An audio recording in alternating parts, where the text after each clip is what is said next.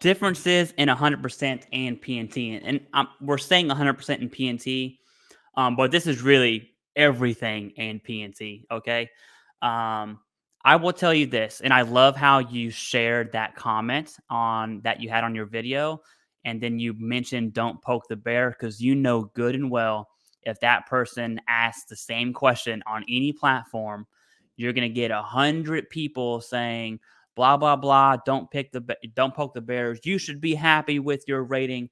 I was told that by a VSO, by the way, right? And if I fell on that, I'd still be at whatever rating that was. And since 2019, and it's a stupid answer to ask, okay, or to give blatantly without even asking what without the any situation information. is, right? Yeah, exactly. I agree with you. Without asking you any other questions. Yeah. No. It If kind of you reminds get the me. answer that fast, run away. Yeah. Have somebody ask you 3, 4, 5 questions about your circumstance, and then let them say that. Mm-hmm. Right? Yeah. That would be a little more digestible, if you will. Yeah, for sure. It reminds me, and this is completely off topic, but when someone's like, "Hey, I was denied. Can someone give advice?" And that's all they say.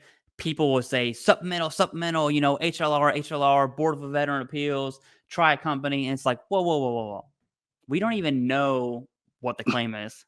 You don't Right. even know why they were denied, and you don't even know if this veteran has a diagnosis, right? No idea. And so how can you say any of those options without knowing that? And it goes back to what Jason and I have said many, many times is it's the reason we created Veterans Daily is because every single veteran topic is nuanced. Every single one, even at PNT. Jason uses ChampVA. I don't use ChampVA, right? It's not a end all be all. It's very, very situational. And so I can't stand when people say don't poke the bear. But I love how you brought that up. And that's a great example because let's talk about the benefits that veteran now has access to. Going from 100 and 100% PNT, I'll speak on one so that way I can shovel it back to you, Jason. One is ChampVA. I mentioned it.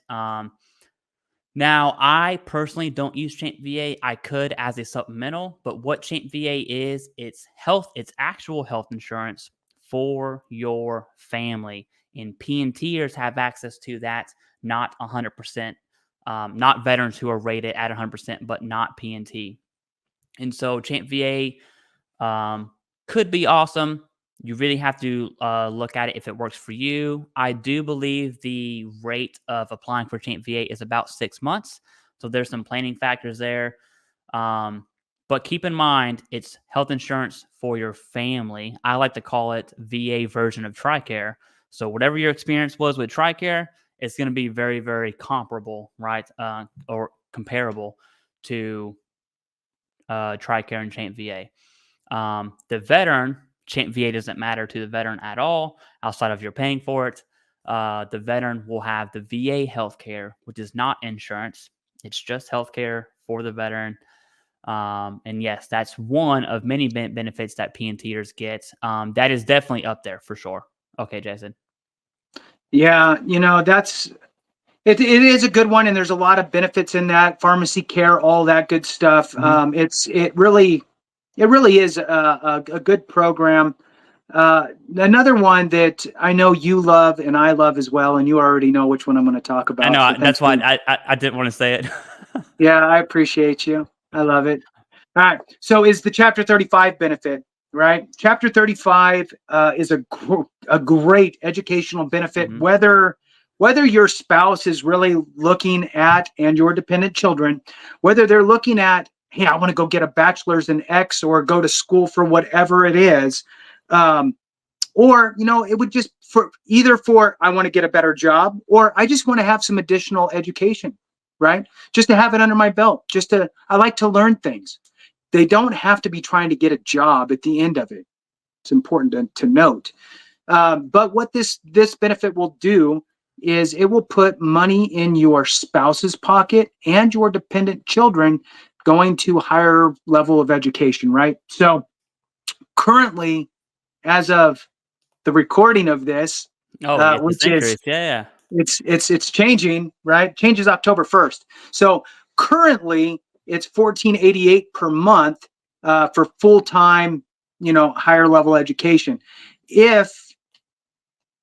Well, by the time you watch this, it will be October 1st, and the new rate will be in effect, and that is $1,536 per month, tax-free, in the pockets of those receiving it. So you, as the 100% disabled veteran, right, permanent and total, your spouse and your two kids that don't want to leave the house, right? You got a 18-year-old and a 20-year-old. They can both go to school, and your spouse can go to school. It can be online. It could be whatever. It could be a community college. Just make sure that it's approved with the VA. And you're going to get $1,536 per month times 3 people into that household. Mm-hmm. That's huge. That's more than $4,500 per month into the household. It's into their individual accounts, not yours as the veteran, but it's coming into the household. And if they're receiving money, it means it's less money out of your pocket as the veteran, just saying. So it's a great benefit, whether you're just looking to educate yourself as the spouse or the dependent children, just to gain more education, or if you're really trying to leverage that to get a better career as well. So you got another one for us, Clay? Maybe at the state level? This one's gonna be the state level, and it's gonna go side by side with that. And this one is, and I really want your thoughts on this, Jason, because I know it's easy to say, and I'm saying that because the 3 states I would possibly live in, I'm in Virginia right now. I might move to Alabama, and then there's a chance that I could see myself moving back to Kentucky. All 3 of those states have education benefits for P&T dependents. So like my spouse and my children, right? Meaning they can go to in-state school for free, has nothing to do with Chapter 35 or any other benefit. The state, that is a state benefit completely outside of federal at all. Chapter 35, federal.